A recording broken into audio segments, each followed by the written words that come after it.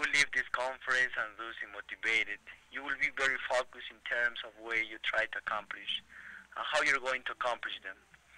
We're in the very first part of brand new year, and some of you have these nice, fresh, cool written downs. You know what you want to accomplish, but if only read it once. I have the opportunity in my profession to meet a lot of successful people. I'm going to give 5 presentations this week, all different kinds of companies all across the country. I live here in San Diego this morning, and I fly to Dallas to speak in Dallas tomorrow, and then I fly back to California and I speak on Tuesday in Manhattan Beach. Then I fly to Washington D.C. and then I go off at Hawaii, all the same week, all totally different kinds of companies. And in those presentations that I speak to or I ages, I get to meet very successful people, very motivated, very driven, very dynamic individuals. Often if there is a banquet or something, they would sit me next to. The president of the company a lot of time does point high achiever.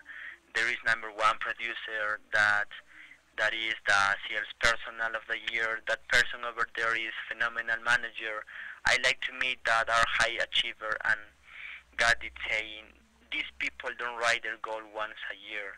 Instead, coming to Troy, these people write their goal 2 or 3 times a year. These people are doing something every single day to keep up their motivation and their enthusiasm. I compare and analogize this exercise. You know, if you don't do it in a regular basis and stop, you rapidly lose whatever you think you got from it. If something we need to be doing on a regular basis, he'll exercise and they'll pray. But here's the good news. You don't have to do it for half hour or 40 minutes every day. Your goal setting process, your focus, your sharing in a course process, really, only it have to be a 3 or 4 minutes a day process. Why not keep a notepad on your desk and rewrite your goals 2 or 3 times a week?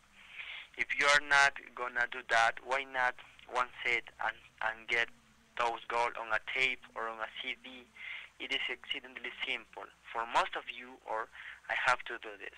Plug microphone on your computer, and Windows Media is gonna plug up and tell you how make a recording, and sit there and read that goal sheet of yours into a computer or on a tape, and read it over and over again until make yourself a 5-minute long CD.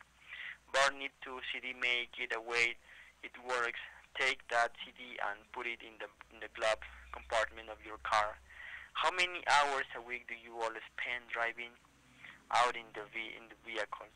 How difficult would it be maybe once a day to take that gold CD of yours, coupled on the machine, and hear in the background of your own voice, reminding it over and over again?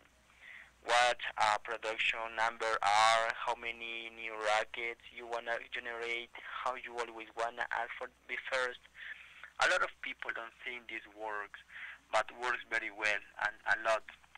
You are gonna have to get back the basics. You know the right code and code may very well be the owner temporarily.